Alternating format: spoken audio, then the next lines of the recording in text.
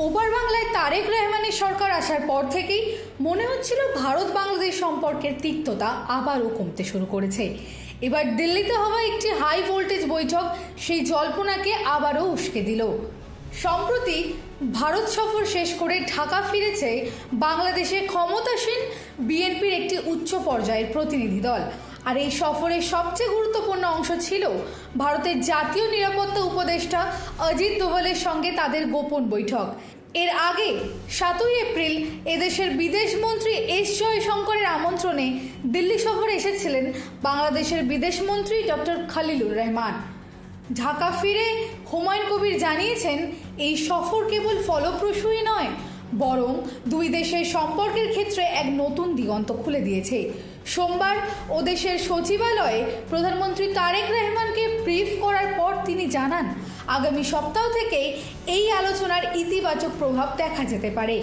সূত্রের খবর, আগামী সপ্তাহ থেকে এই আলোচনার সুফল হিসেবে আটকে থাকা মেডিকেল ভিসা পুনরায় চালু হতে চলেছে। এছাড়াও ওদেশের জ্বালানি সংকটে ভারতের সহযোগিতার জন্য ধন্যবাদ জানানোর পাশাপাশি ওদেশের জুলাই আন্দোলনের শহীদ শরীফ ওসমান হাদি হত্যাকারীদের ফিরিয়ে দেবার আইনি প্রক্রিয়া নিয়েও আলোচনা হয়েছে। তবে এই সফরে আবারও আলোচিত বিষয় হিসেবে শেখ হাসিনাকে ফিরিয়ে দেবার দাবি জানানো হয়। কবির স্পষ্ট জানিয়েছেন, 1,500 মানুষের হত্যাকারী ও আন্তর্জাতিক সন্ত্রাসী হিসেবে পরিচিত শেখ হাসিনাকে ভারতের মাটি ব্যবহার করে কোনো বিশৃঙ্খলা করতে দেওয়া হবে না। তাকে বাংলাদেশে ফিরিয়ে এনে স্বচ্ছ বিচারের মুখোমুখি করতে চায় বর্তমান প্রশাসন। এ বিষয়ে দিল্লির টেবিলে কড়া বার্তা দিয়েছে ঢাকা। সেই সঙ্গে কবির দাবি করেছেন, আগের সরকারের মতো ম্যান্ডেটহীন নয়, বরং 2/3 মানুষের ভোটে নির্বাচিত হয়ে আসা এই সরকার এখন ভারতের সঙ্গে মর্যাদা ও সমতার ভিত্তিতে কথা বলছে। তার বার্তা পরিষ্কার, সম্পর্ক মজবুত করতে হলে দুই পক্ষকেই সমানভাবে এগিয়ে আসতে হবে।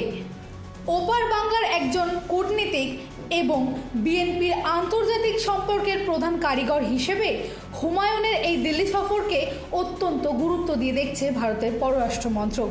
বিশেষ করে আঞ্চলিক নিরাপত্তা এবং দ্বিপাক্ষিক আস্থার ক্ষেত্রে দুই দেশের মধ্যে যে বরফ গলতে শুরু করেছে, ডোভালের সঙ্গে এই বৈঠক তারই বড় প্রমাণ।